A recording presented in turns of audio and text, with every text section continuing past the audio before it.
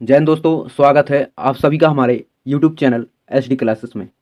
दोस्तों, आज की इस वीडियो में यूपी पुलिस परीक्षा 2024 के लिए सामान्य हिंदी के जो 18/6/2018 में शिफ्ट सेकंड में पूछे गए सवाल हैं, उन सवालों को कवर करने वाले हैं, जो आपके आने वाले एग्जाम के लिए काफ़ी ज़्यादा यूजफुल साबित होने वाले हैं। तो दोस्तों, वीडियो पे नए हैं तो वीडियो को लाइक और हमारे चैनल को सब्सक्राइब जरूर कर लें, ताकि अगली वीडियो का नोटिफिकेशन आप तक पहुँच सके। तो चलिए दोस्तों, बात कर लेते हैं फर्स्ट क्वेश्चन के बारे में। फर्स्ट क्वेश्चन है, निम्नलिखित में से अशुद्ध वाक्य छांटिए। दोस्तों, अशुद्ध वाक्य है कृष्णा जी के अनोखो नाम है। दोस्तों, यह वाक्य गलत है। पुस्तक बहुत ही उपयोगी होती है, सही है। शोभना बहुत मीठा गाती है, बिल्कुल सही है। मैं अभ्यास कर रहा हूँ, बिल्कुल सही है। दोस्तों, इसका आंसर ए वाला हो जाएगा। अगला प्रश्न है, सद्भावना शब्द में समास है। सद्भावना शब्द में कर्मधारय समास है, यानी इसका आंसर सी वाला हो जाएगा। अगला प्रश्न है, मुदित मनोहर मानस देखा पंक्ति में अलंकार है। दोस्तों, मुदित मनोहर मानस देखा पंक्ति में अनुप्रास अलंकार है, यानी इसका आंसर बी वाला हो जाएगा। अगला प्रश्न है, वीर रस का स्थायी भाव होता है।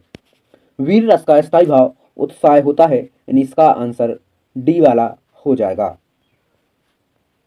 अगला प्रश्न है, निम्नलिखित में से भाववाच्य का उदाहरण कौन सा है। दोस्तों, भाववाच्य का उदाहरण शीला से खाया नहीं जाता। दोस्तों, शीला से खाया नहीं जाता, यानी इसका आंसर डी वाला हो जाएगा। अगला प्रश्न है, नेताजी ने कहा था तुम मुझे खून दो मैं तुम्हें आज़ादी दूंगा। इस वाक्य में कौन सा चिन्ह लगा है। दोस्तों, इस वाक्य में उद्धरण चिन्ह लगा है, यानी इसका आंसर सी वाला हो जाएगा। अगला प्रश्न है, वह काम नहीं करता वाक्य में अव्यय पद है। दोस्तों, वाक्य में अव्यय पद काम है, यानी इसका आंसर बी वाला हो जाएगा। अगला प्रश्न है, निम्न में से कौन से शब्द में री की मात्रा का उपयोग हुआ है। दोस्तों, री की मात्रा का उपयोग वृष्टि में हुआ है, यानी इसका आंसर डी वाला हो जाएगा। अगला प्रश्न है, सा का उच्चारण स्थान है। सा का उच्चारण स्थान तालु है, यानी इसका आंसर बी वाला हो जाएगा। अगला प्रश्न है, कौन से शब्द में रा व्यंजन नहीं है। दोस्तों, कौन से शब्द में रा व्यंजन नहीं है। दोस्तों, मातृभूमि शब्द में रा व्यंजन नहीं है, यानी इसका आंसर डी वाला हो जाएगा। अगला प्रश्न है, संज्ञा का भेद नहीं होता है। संज्ञा का भेद निजवाचक में नहीं होता है, यानी इसका आंसर सी वाला हो जाएगा। अगला प्रश्न है, निम्न में से कौन सा शब्द पुल्लिंग है। दोस्तों, निम्न में से वचन एक पुल्लिंग है, यानी इसका आंसर ए वाला हो जाएगा। अगला प्रश्न है, सदा ही बहुवचन में प्रयुक्त होने वाला शब्द है।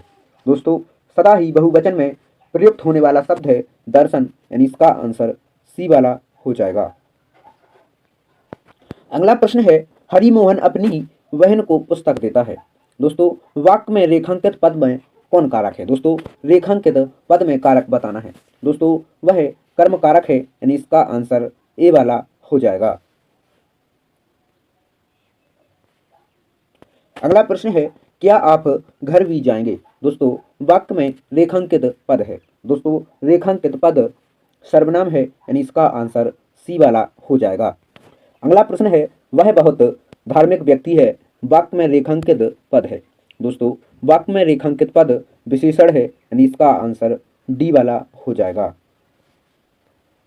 अगला प्रश्न है, निम्न में से तद्भव शब्द छांटिए।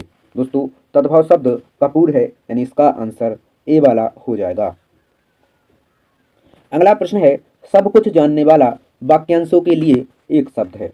दोस्तों, सब कुछ जानने वाला वाक्यांशों के लिए एक शब्द है सर्वज्ञ, यानी इसका आंसर बी वाला हो जाएगा। अगला प्रश्न है, उत्थान शब्द का विलोम होता है।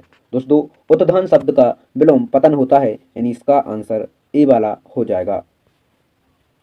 अगला प्रश्न है, देवता शब्द का पर्यायवाची शब्द नहीं है। देवता शब्द का पर्यायवाची शब्द सुधाकर नहीं है, यानी इसका आंसर डी वाला हो जाएगा। अगला प्रश्न है, पत्र शब्द का अर्थ नहीं होता है। पत्र शब्द का अर्थ लेख नहीं होता है, यानी इसका आंसर डी वाला हो जाएगा। अगला प्रश्न है, सदैव शब्द में संधि है। सदैव शब्द में संधि वृद्धि संधि है, यानी इसका आंसर सी वाला हो जाएगा। अगला प्रश्न है प्रत्येक शब्द में उपसर्ग है। दोस्तों प्रत्येक शब्द में प्रति उपसर्ग है, यानी इसका आंसर बी वाला हो जाएगा।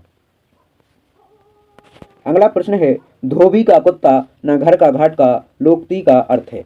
दोस्तों धोबी का कुत्ता न घर का घाट का लोकती का अर्थ है कहीं ठोर ठिकाना न होना, यानी इसका आंसर डी वाला हो जाएगा। अगला प्रश्न है गोदान किसकी रचना है। दोस्तों गोदान प्रेमचंद की रचना है, यानी इसका आंसर ए वाला हो जाएगा। प्रश्न है महादेवी वर्मा को ज्ञानपीठ पुरस्कार किस कृति पर मिला है। महादेवी वर्मा को ज्ञानपीठ पुरस्कार यामा कृति पर मिला है, यानी इसका आंसर सी वाला हो जाएगा। अगला प्रश्न है अगय जी को किस कृति पर ज्ञानपीठ पुरस्कार मिला है। दोस्तों अगय जी को कितनी नावों में कितनी बार इस कृति पर ज्ञानपीठ पुरस्कार मिला है, यानी इसका आंसर डी वाला हो जाएगा। अगला प्रश्न है उर्वशी के रचनाकार हैं। दोस्तों इसका आंसर आपको कमेंट बॉक्स में देना है और वीडियो अच्छी लगी हो तो वीडियो को लाइक और हमारे चैनल को सब्सक्राइब जरूर कर लें ताकि अगली वीडियो का नोटिफिकेशन आप तक पहुंच सके।